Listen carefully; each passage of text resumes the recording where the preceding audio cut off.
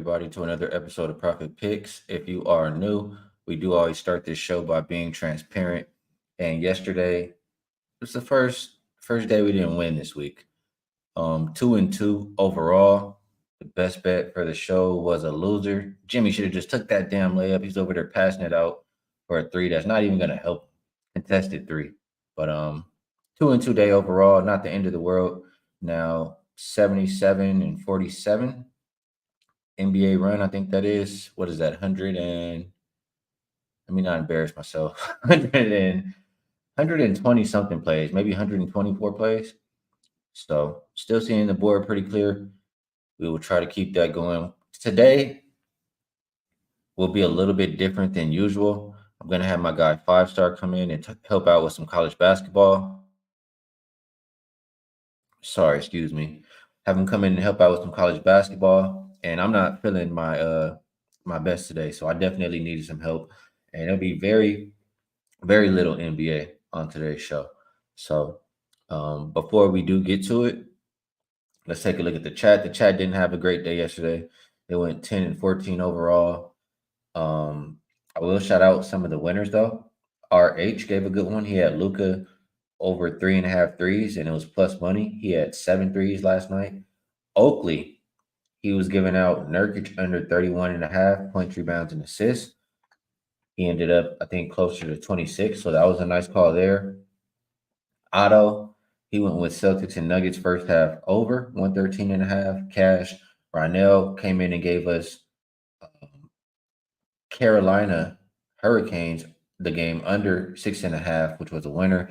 Dante liked the Wolves on the money line, winner. David Martin gave 2 winners, Detroit +2 and Denver on the money line. So nice work by him there. And then Andre Creer barely made it, just like me, with Phoenix and Toronto over 232.5. So it was some nice work. Overall, it wasn't the best day for the chat, but it's all right. What my girl Glow say? Every day the sun don't shine, but that's why I love tomorrow. So we got today to do it, and let's take a look at the chat before we get started. Prolific in the building. He says, "Good afternoon, people from NYC.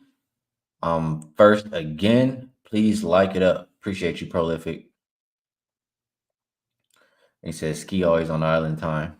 I was a little bit better today. It's 10:37, and I've already been on a few minutes. I made it before 10:35 today. How about that? So improvement. And they did come in early. These comments are coming in. They started before 10 o'clock. Jay Gill says, "How did I get in here so fast? I just got the alert." Science Project says NCAA tournament is on the way, so look out for NBA upsets. Chicago looks good, but the Clippers will beat them. Stay tuned.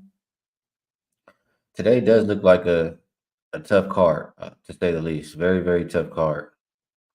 Yes, saturated. I was unhappy with the Heat as well. Let's see. Yeah, they put up 36 in the first quarter. Took them 21 minutes to put up another 36 points. Dallas finally showed some life on the defensive end. Ray D'Amico reminding everybody to hit the like button. Appreciate that. And he says, "Good afternoon from the west coast of sunny Florida." Terry Wu is ready to get the business. What up, Eddie Cash? Yeah, that last minute was tough. I remember I was excited, man. We had 96-94 as a score, and I was feeling good, and it just didn't work out from there on. We were up by 2, didn't work out. Hello, Miss Tasha. See if the Couture say in the building. And Mario says, "Damn, my boy early." What up, football coach? Brandon says, yo, what's good? Let's get some more wins today. Make it a good Friday. Absolutely. Saturated says, "Where's S dot? I got beef."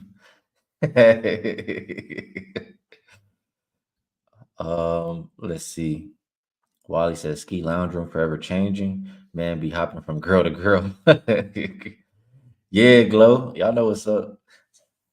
That's my girl right there, man. Love me a little Glorilla. There's S dot in the building. He ain't running from no smoke. What's good, Torres? And Link says, What up? Let's get some of this. Let's get some on this tough card. Very, very tough card. Very, very tough card. So, my guy 5 star will be here in 5 minutes. Like I said before, if you didn't hear me, today's show will be a lot different than normal. Not going to touch every single NBA game. We're going to talk mostly college on this show today.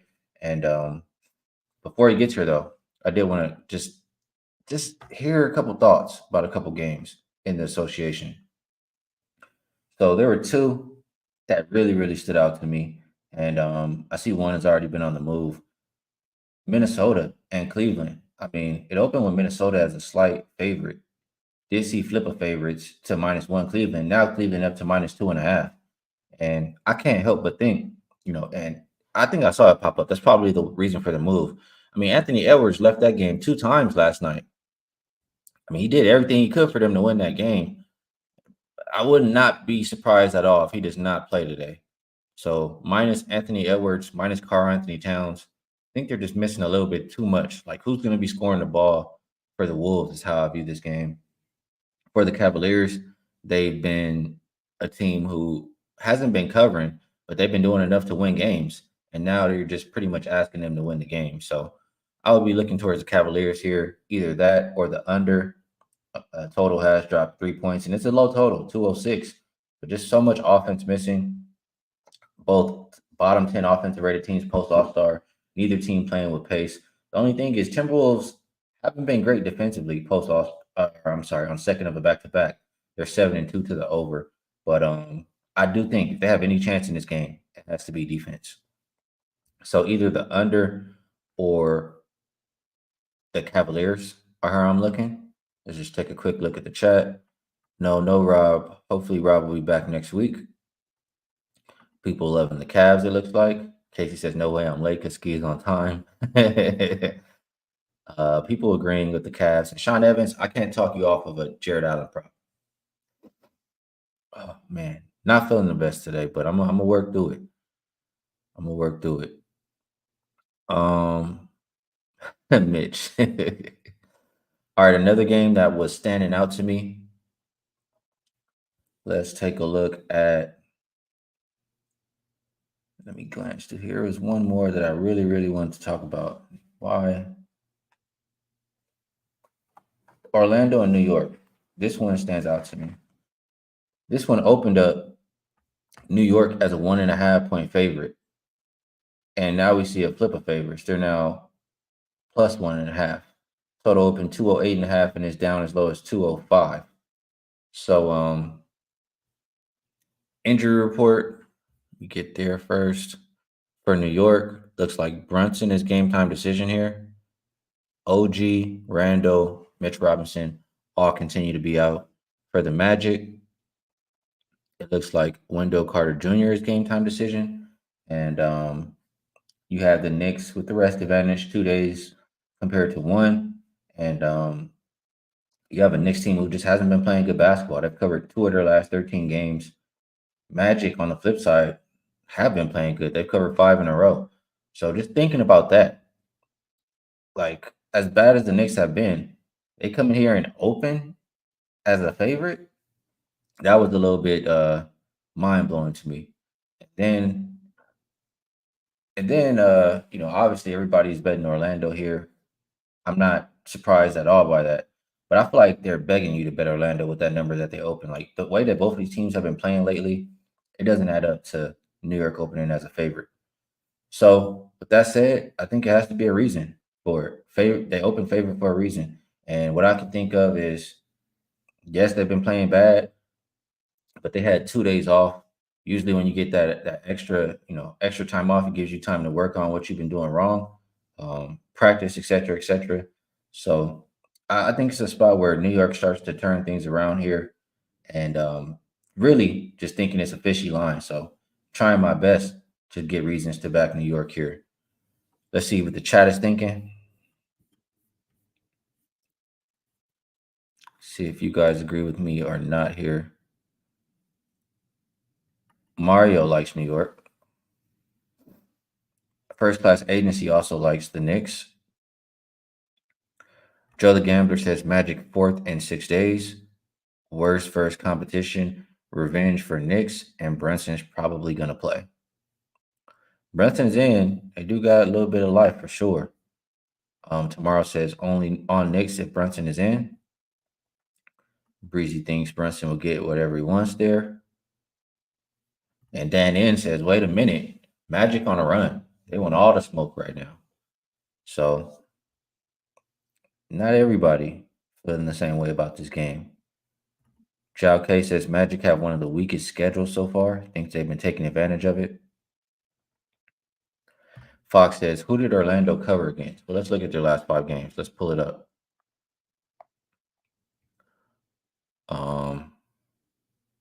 Let's pull it up here.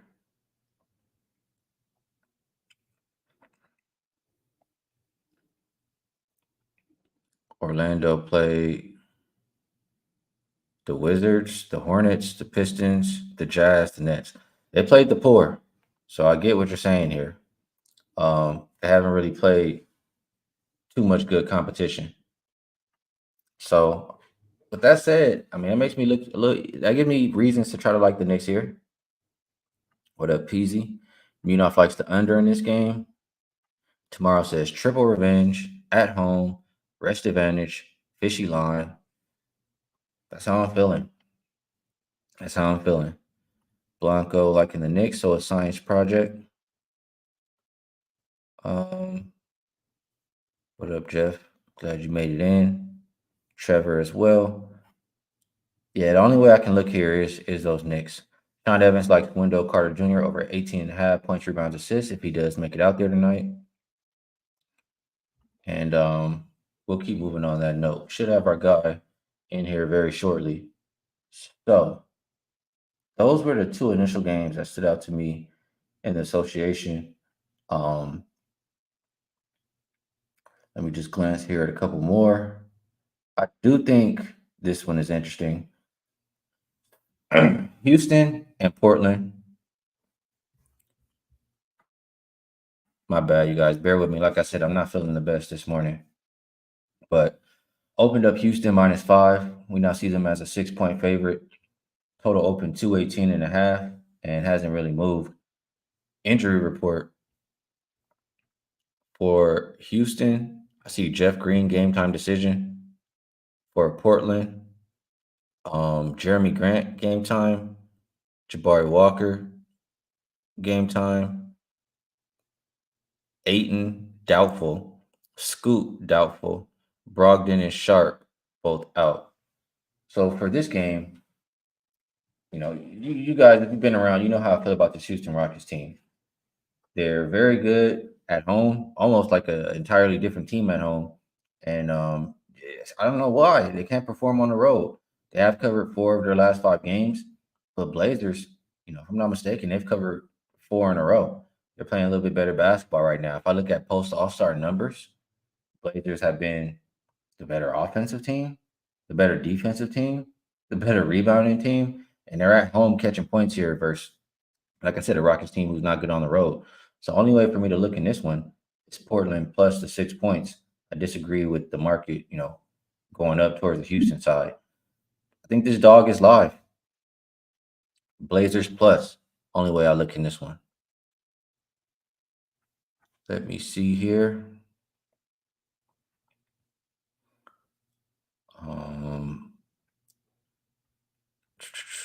TP Jet says Blazers team total over might get there. Not a whole lot of people interested in this game, and I understand. All right. Like I said, not feeling the best, so I need just a drink of water because I'm struggling a little bit here. So bear with me.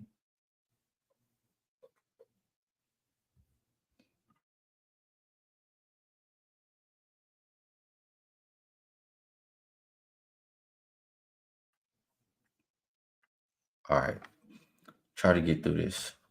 And I don't know where my guy is at. He should be in here very shortly, but let me glance at a couple more games. Those are the ones that really stood out to me, though. I'll let you know. I'm not interested too much in today's card. I think it's pretty terrible. I see people mentioning Pels first half, or at least Oakley is first half -3.5. They opened -8, down to 7.5 here. Total has dropped like 2.5 points for this game. Injury report for the Pelicans. Dyson Daniels continues to be out. For the Sixers, no Embiid, no Maxey, no Melton, no Covington, and Batum is game time decision. So I mentioned that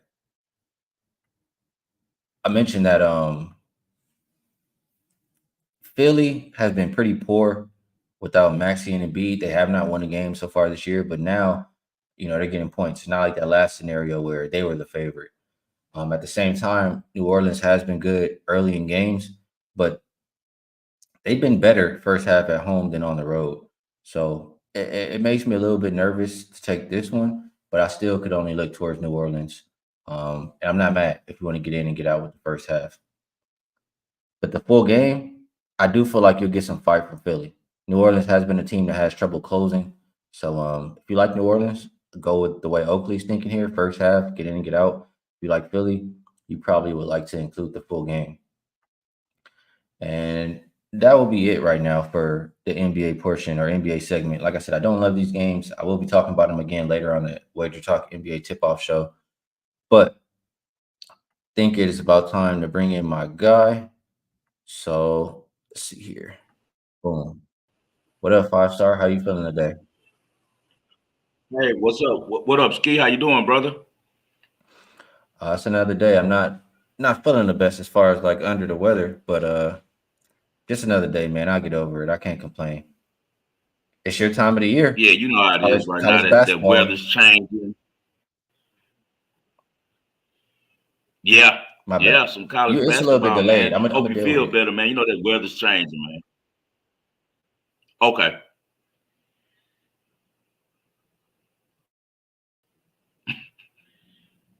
We got a delay, huh?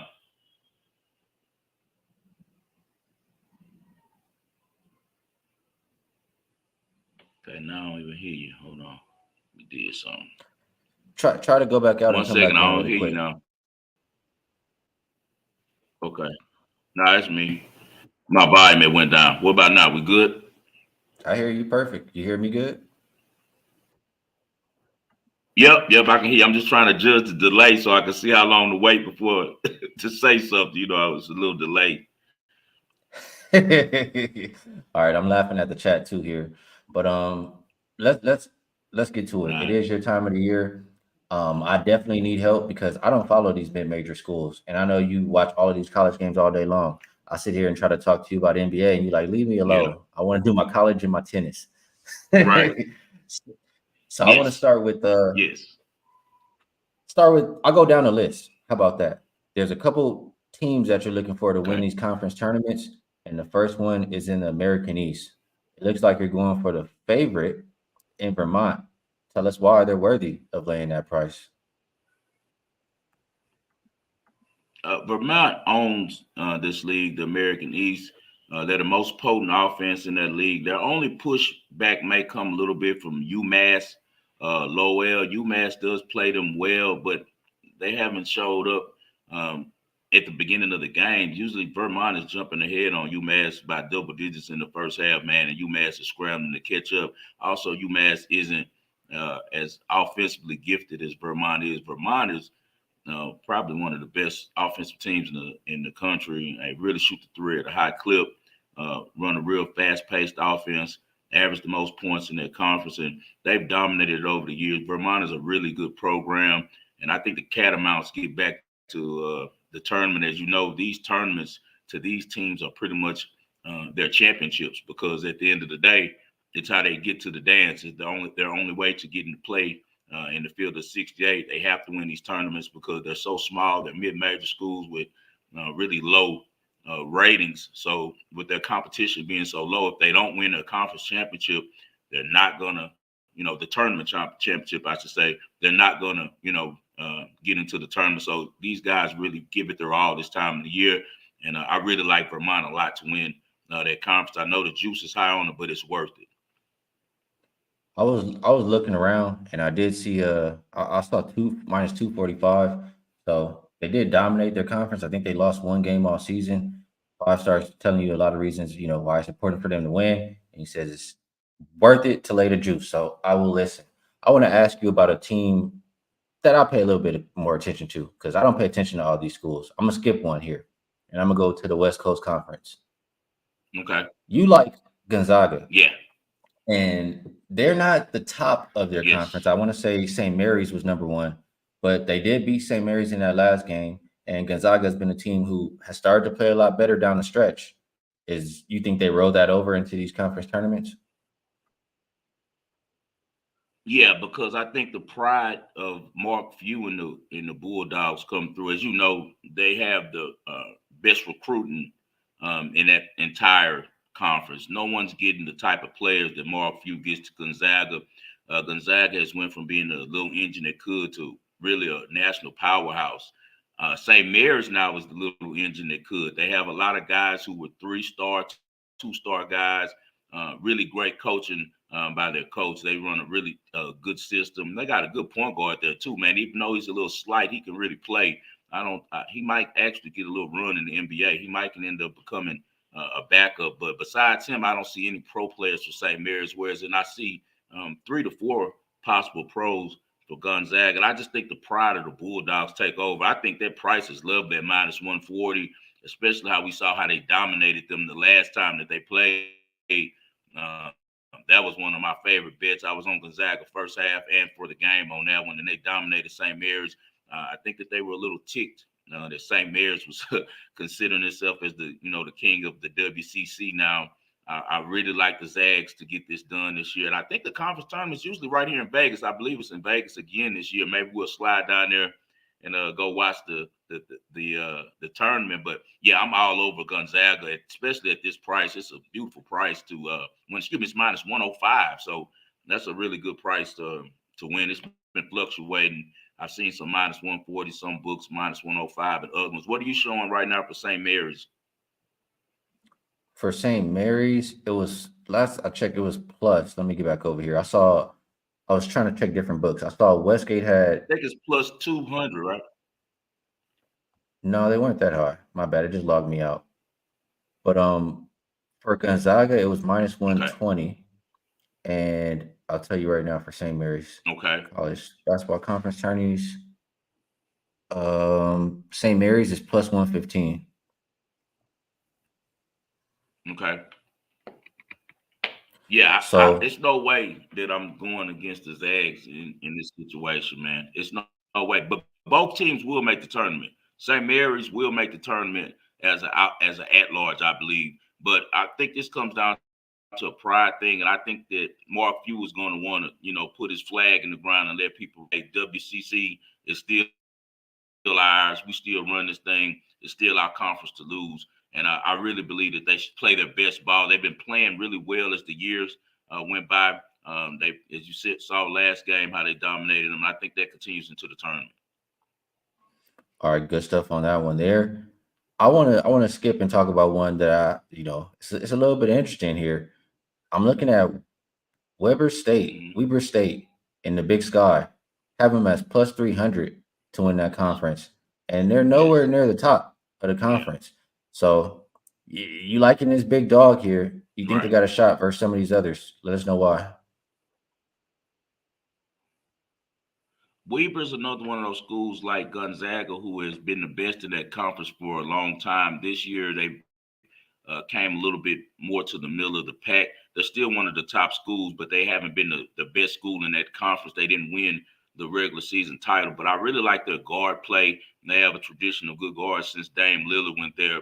Having a lot of good, 3-star, high school players that from the West Coast that tend to go to that school. Really solid program. I like the way that they play defense. They just had a tough loss at who was that at Montana State. Montana State isn't the team that has been in the past, but they have a really good home court advantage, and I think that's going to have Weber really motivated this tournament. I just like the value on it, man. It's nothing about that conference that tells me that Weber should be 3-1 to win the title in there, man.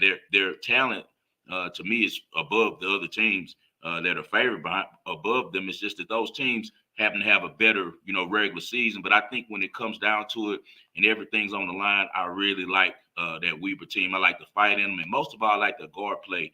As you know, Skee, guard play is the main thing about March Madness. Can you control the tempo with your guards? Can your guards make big plays when these clocks wind down and these teams are packing it in, playing these zone defenses and things like that? And can they make free throws? And I really, really like Weber's point guard, man. He's a really good player. Yeah, guard I don't play see is Eastern important. Washington beating them. Eastern Washington is the favorite, but I don't see them beating them. Eastern Washington doesn't play much defense. They're a scoring team. They like to put the ball in the basket, but Weber's more balanced. When you say Eastern Washington, there's a guy in the chat here, Kevin. He's followed that Eastern Washington team pretty close. I wish he was today, but I know that's a team that can score a lot of points. So you think Yes, if it comes down to they can those fill it two, up. Weber can fill it up with him. That's what you're saying. I don't know if they can fill it up with them. I think that they can make Eastern Washington play their game, though. I'm about to tell you, I just had some stats about when they played the last time that they played each other. I apologize, man. I got these kids at home, man. My kids stayed home today, so It's they all had me good.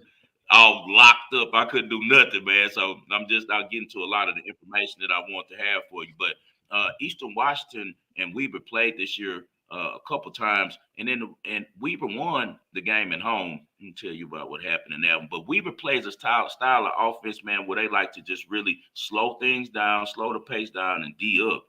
And as you know, in the postseason, defense still wins. I don't care what sport it is. So that's why I really like them a lot. And that one, I think that it's more of a value play for me because, they beat them 90-84 the last time that they played each other. So they were able to put up some points with them. So I think that if they have to play that style, they can. But Weber likes to play defense, man, and they're a more solid team. And I think they had a coaching advantage. I think Eastern Washington is just one of those teams that feel like we're going to outscore you. Whereas when Weber comes in with a plan, and that plan is going to be to play defense first and to take good shots in the rebound. And I think that goes a long way in March. I can agree with that. And guard play, they're gonna play good defense. They got a coaching advantage. Seems like good reasons to take a shot on a nice price of plus 300. So good stuff on that one. I'll move on over to the Horizon, and Yeah, this is plus one. 300. You can't pass on that, especially with their background. Their background, they have confidence. We like to do a lot about. I like when it comes to college basketball. I'm more worried about what's on the front of the jersey than what's on the back. Um, certain teams have moxie and a tradition, and that tradition passes on to the next generation of players. And Weber State has always ran that division. They've always been the best team in that division. Eastern Washington is just now making a push now to try to get up on their level. But as I said, Weber State beat them. They were up 11 the first half, and they won at Eastern Washington. So I think at 3-1, that's a really good bet on a neutral site for them to pull out that conference. As I said, we get the best out of all these mid-major teams in March because the only way that they're going to get a chance to play in March Madness is winning that conference tournament. I like it. I like what I'm hearing. Sounds like it's worth a shot. Sounds like I can get involved with something like that. Yes. So let's move over to Horizon. And in this one, this conference seems like it's pretty close. It's no team that's a lot better than the others, but you still like the favorite in Oakland. Why do you think they're better than a Youngstown State or Green Bay Rice State? I've been following Oakland all season long. They're a really good team. Their coach, Greg Campy, has been there for 40 years, man. And he does a really good job of getting all the leftovers from Michigan State and Michigan. All the guys who weren't able to get in those schools, he picks them up. They have a great offensive team. They got two great three-point shooters. And then they're so good that the guy, Rocket Watts, who transferred over there, was starting at the beginning of the season at point for them, got into it with the coach. He's been on the bench ever since. He's just now starting to get a little run now. And if you remember, Rocket Watts was a starter at Michigan State. Oakland is deep, man. Really talented team. They're going to give a team some problems in the first round, too. I'll be looking to take them with the points in the first round after they win this tournament. But I think that Oakland cruises. I believe the tournament's going to be at their home court. I think they're hosting it this year, so they have a huge advantage in that. It's like yesterday, man. They blew IPFW out. Indiana, Purdue usually plays really well with them, but it's tournament time, and as I keep reiterating that these teams take these conference tournaments very seriously. They are their championships. They're more important than the regular season championship because it's their only way to get into the big dance. That makes sense to me. Just like what you were saying about that Vermont, right? So I can understand that play there. Yeah. There's one more on the list here, one more conference tourney, and that is the Missouri Valley. And this one is interesting to me because I feel like Drake, they look like they're they're neck and neck with my bad. Let me just I'm blanking out right now. Indiana Who's at the top there? Indiana State. So I feel like they're neck and neck right there with Indiana State. And to see them at this price plus 220, like if they're neck and neck, why are we getting this big of a price? I feel like this is a value play.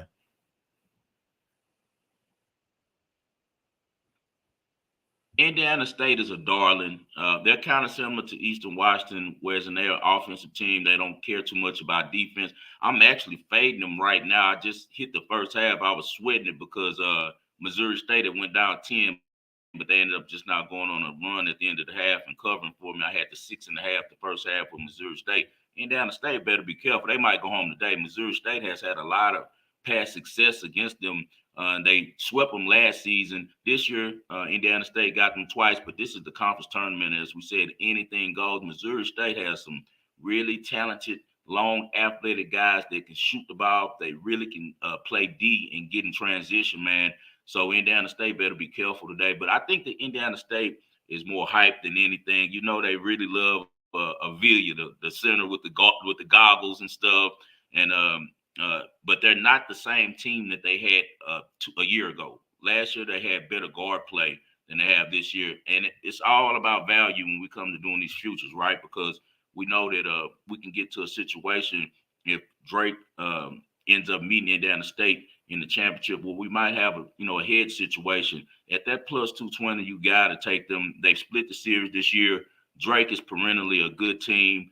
Their head coach, he's a really good coach, and his son is the best player on their team, DeVries. And I think that they just execute a little bit better. They got some really good guards who can penetrate for Drake. And I just like, once again, about what's on the front of the jersey over what's on the back. I think that Drake has pretty much established itself as one of the top teams, whereas in Indiana State is just not starting to make moves. They haven't been good since Larry Bird until these last 2 years. The last 2-3 years, they've been decent, been a lot better team. They've been a real good scoring team. But before that, they weren't good since Larry Bird days back in the 70s, whereas in Drake has consistently been the top performer. This is one of my favorite tournaments. I actually went to it before. I went about 7 years ago to it. It's in St. Louis every year.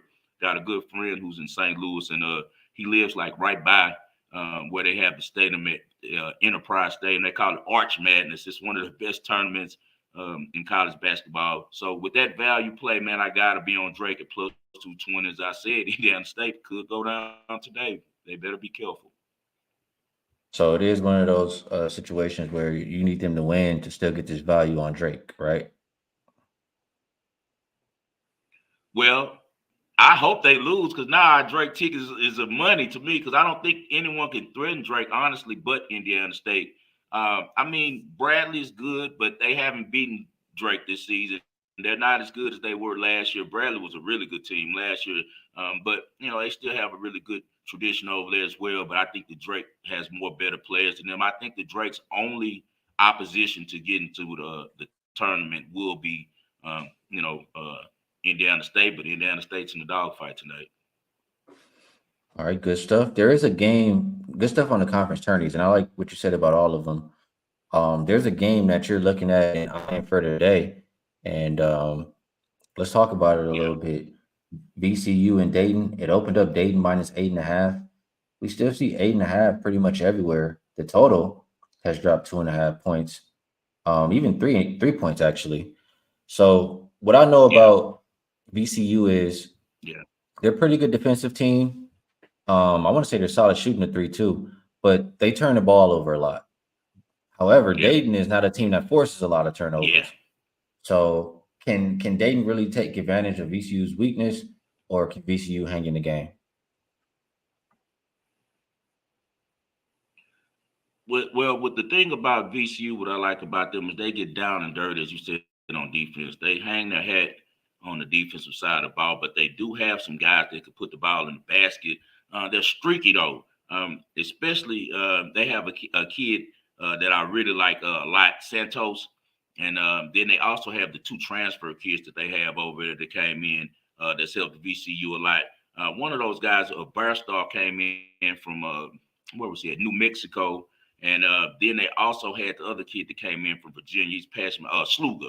Sluga, I guess that's how you say it. Now, he's a really good, Max Sluga. He's a really good three-point shooter as well. I think that Dayton is well coached. That's pretty much, and they also going to have the best player. Darren Holmes is the best player on the court every time he goes out there. DeRon Holmes is going to be an NBA player. He's like 6'11", can defend, he can shoot the three, all of those things. But I just like VCU scrappiness, man. They're really scrappy teams. The last game of the season, everyone's kind of fighting for position for the tournament. VCU, as I said, has won the last two times against them. I just think that 8.5 is just too many points to give up in a rivalry game like this, the last game of the regular season. I'll just be on VCU, man. I know that Dayton has not lost at home this year. Best three-point shooting team in the conference. So VCU is going to have to get out on the wings and guard, but I got to try those amount of points with a team that has had a lot of prior success against them. And as I said, also a team that's really scrappy on defense. Anytime you play defense, good things are going to happen. And I think that they really play well. They know how to, match up with Dayton, as you see from their past success. But once again, Dayton has a fabulous coach, man. He could honestly be an NBA coach. He's that good of a coach. And Anthony Grant. So, they have to be prepared, but Anthony Grant can't play. You know what I mean? And for some reason, VCU's coach has a good feel for his strategies and the way that he likes to run his X's and O's, and he's had a lot of success against it. So if I'm getting 9 points, with a team that's had a lot of good success and it's a rivalry game, I'm going to always take the points. Sounds good. And I don't think Dayton will be able to take advantage of VCU's weakness. So I can rock with you on that. There's a couple other things you want to talk about Yeah. here. And I don't know specifically, but I know you. I know you like women's more than you like the men's tennis. Be specific Yes. there. Yes. I know you like women more than the men's in general. You don't like the men's at all. Hey, But pause. yeah. So I can't say these names. Are they both WTA? Yeah, these are WTA. I like WTA so much, Skee, because it's a huge advantage in that. As you know, we bet NBA, NFL. These are very public games. These are on every TV channel. The books have a huge field for them. Nobody watches women's tennis but me. Me and Spread. We're the only people that watch women's tennis and Noob. So I try to focus on finding the girls who are up and coming by finding them in these 75 tournaments. 75, when I say that, is that's the amount of prize money, 75K. Well, you know that. Your sister played tennis, so you kind of a little familiar with you being humble. Your sister was a tennis player. So the 75K tournaments, the 250 tournaments, especially the 250 tournaments. Sramkova, that's the girl you couldn't pronounce. It's Sramkova. She's a Slovakian young lady who has been really hot, man. She's 9-1 in her last 10. She just upset Wang, which is a really good player who had been hot herself. Sramkova at plus 350 against Haddad Maia is an unbelievable advantage. You want to take advantage of that. I know guys who probably watching this thinking what's cool, but you know what I do from the beginning, Skee. I win. Like we really do this. Like I live a great lifestyle, and it's all betting. And I try to use betting the same way that I look at if I was trading stocks. I want to hit the markets with the most advantages, and it's the most advantageous market is tennis. That's why I bet it so much. I bet tennis more than anything else because the books aren't watching tennis. They aren't. You can't even find it on TV. We have to go. You have to see you links so you can go like on Russian streaming channels to find it. So they have no information. They just throw out numbers. And when they throw these numbers out, you have to take advantage of them if you have the pedigree that I have of watching these ladies really play. I've watched them play. Sramkova has a 1-to-1 head-to-head against Haddad Maia. Haddad Maia used to be a top 20 player. She's falling off a lot, but what people don't know is that I've been betting it so long. I remember Haddad Maia was not a good player for a long time, man. She struggled. She recently got good, maybe 2 years ago, fought her way to the top 20. Then she had an allegation for steroid usage. So drugs is probably why she was playing a lot better than she had in the past, because she was an instant favorite for me for many years. She was a late bloomer. All of a sudden, she got good. She had a run where she won the WTA finals. Now she's back to herself. I think they're testing her really heavy now. She's not able to dope like she was before. And I think that we're going to be able to take advantage of that. Sramkova plus 350 is just an unbelievable value. Haddad Maia has lost 4 straight opening round matches. She's 3-7 in her last 10 matches.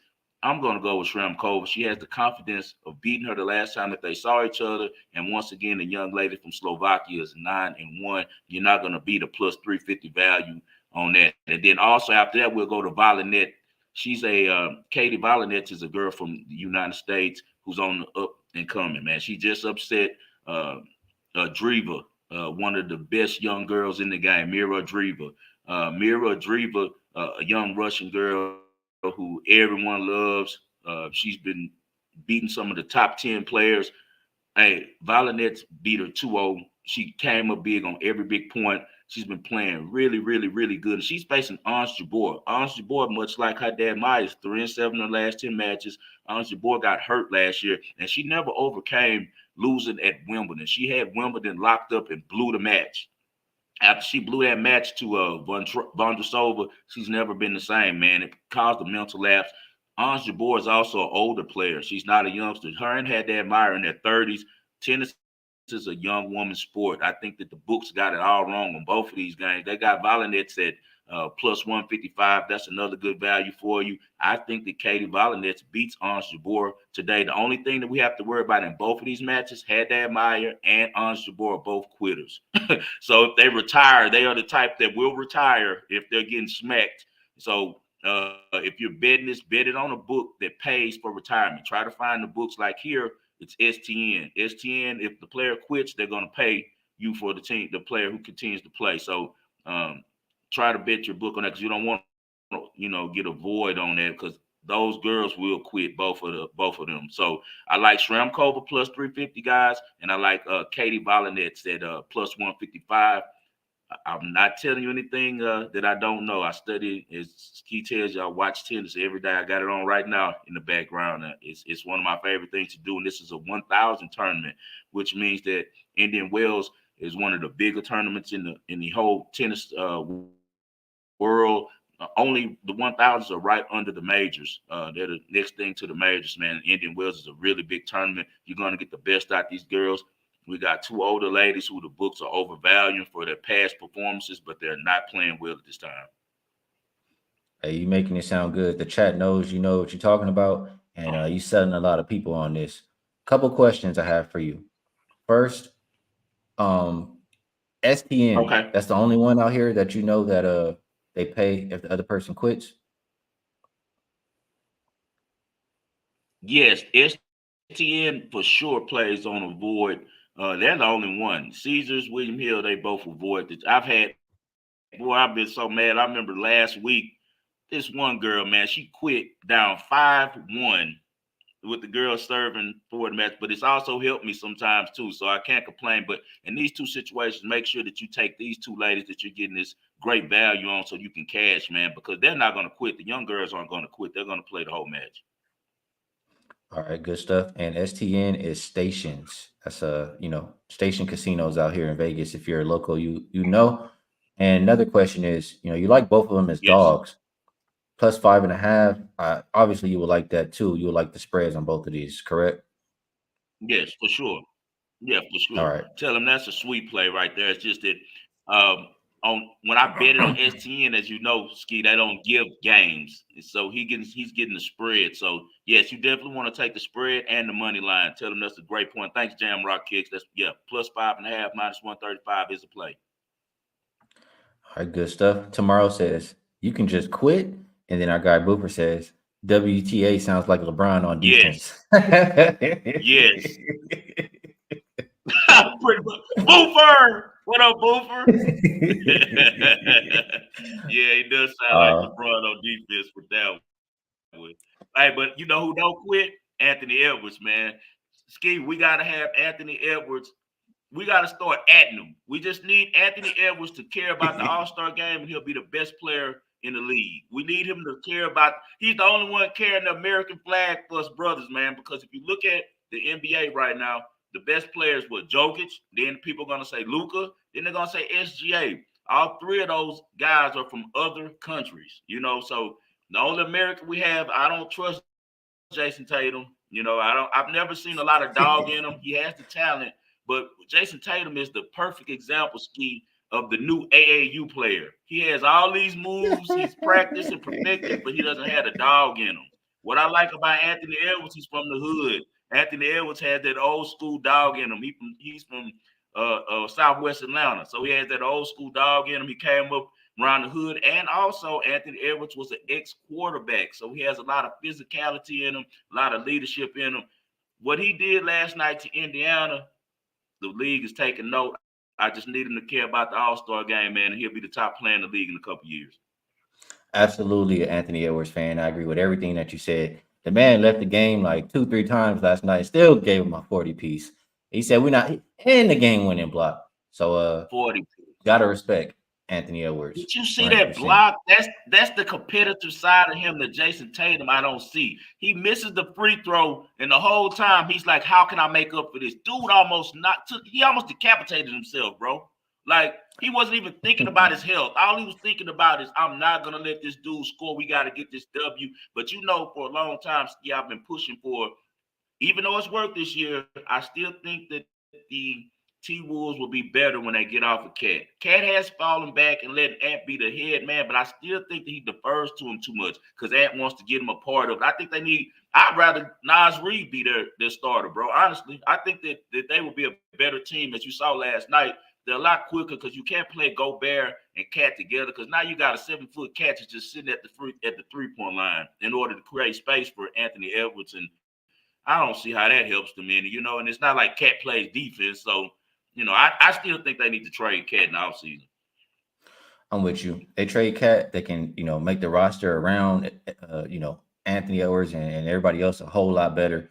And they're already at the top of the standing. So you do that, I could definitely see them having some success. Hey, this been some good stuff. A lot of great information shared from you here, per usual. Guys asking where to find you at 5 Star in Vegas on Twitter. Is there anything else you would like to shout out here? That's right. Oh, guys, we got the Wage World coming back next week. It'll be me and my guy Cino, my guy Spread, and of course Skee will be stopping by often, especially with it being the NBA season, because I leave that to him. Y'all call it the no boys allowed. I call it the no bank account. So I don't deal with the NBA and all. It's too jinky for me.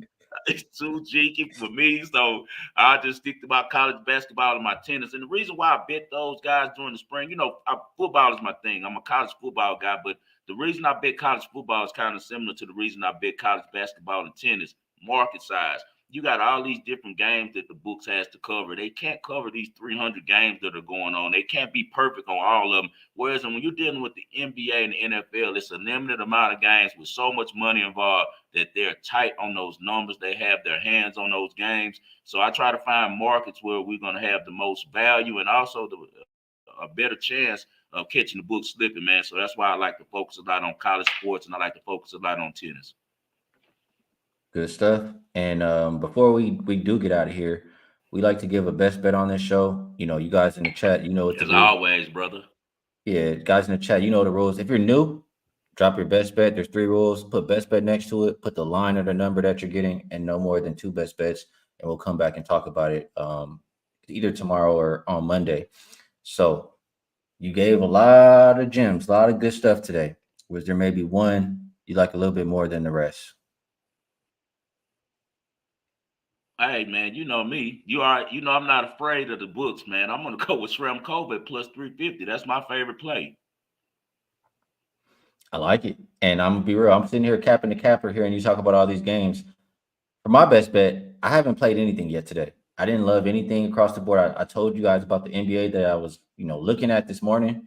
But capping the capper, what I'm planning to do is I'll put something on both Sramkova and Volynets, and you just need one to win the profit. You got a plus 350 and a plus 155. So I'll rock with my guy on the women's tennis. Like y'all said in the chat, you can tell 1000% he knows what he's talking about, and he feeds me winners. He sends them to me all the time, so I know they're good plays. Appreciate you coming on, Dre. Likewise, Always brother. good to have Because you on the show. I wouldn't have an NBA play without you. We got to help each other, man. All of us versus the books. So we'll do it again. You'll be back next Friday, and we'll have some even better college basketball games to talk about. So shout out to you guys in the chat. We appreciate you as well. Best of luck, everybody, on all your action, and we'll catch y'all later. Best of luck, fellas.